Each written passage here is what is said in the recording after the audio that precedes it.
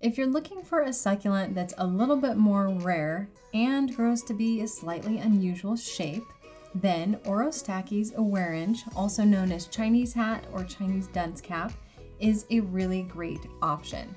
So it is considered to be more rare. It's usually fairly hard to find and tends to be a little bit more expensive. And it's also almost cold hardy. So depending on who you talk to, it is considered cold hardy. But it's tolerant of temperatures down to -10 degrees Fahrenheit. So it's rated for a zone 6 here in the United States. Now, if you live somewhere that gets snow regularly throughout the year, this may not be the best plant for you in the ground, but if you know that you live in a zone 6 or warmer climate, this can be a really good option. As you can see, it has kind of a purplish gray color to the leaves, and it produces a lot of offsets all on its own. So it's one that does best in full sun. I would definitely not recommend it for indoor growing.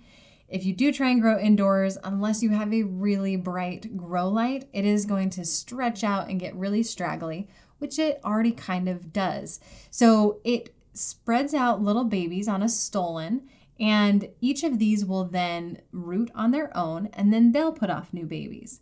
Once it's put off a lot of new offshoots, it will start to focus on its own growth. So the plant itself, the main rosette, will get to be about 3 inches in diameter, and then it starts to grow taller and eventually will bloom. So it's considered to be monocarpic, meaning when it blooms, the main plant will die. But as you can see, it put off a lot of babies before that happens. So keep that in mind though. If you do see that bloom, just enjoy it while it lasts, because that is the end of that little rosette's life. But hopefully all of the rest will keep growing beautifully for you. This has fairly typical watering needs for a succulent, and I would say even borderline needing a little bit more than normal. So you'll want to use the soak and dry method and have it in a well-draining soil, as always. But if you want to water it a little bit more frequently, it will grow faster. Just keep your eye out for early signs of rot, which would be yellowing around the leaves or any blackening on the stem. If it does start to blacken, you've gone a little too far, and it can be difficult to recover from that. So I would recommend just strictly following the soak and dry method, watering only when the soil is completely dry.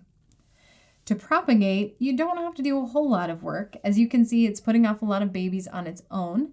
You can, however, cut off the babies and plant them in some soil. Just make sure you give them plenty of water until they're rooted, and then they will start to grow and put off offsets of their own.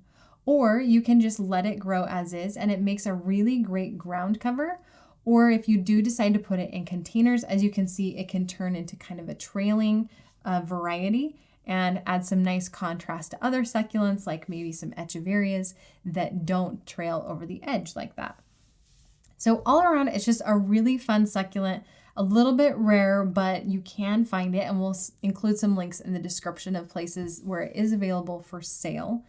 It's generally considered non-toxic, but for the most part, it's just a really happy grower, and it wants to stay alive, as is the case with a lot of succulents that put off a lot of babies.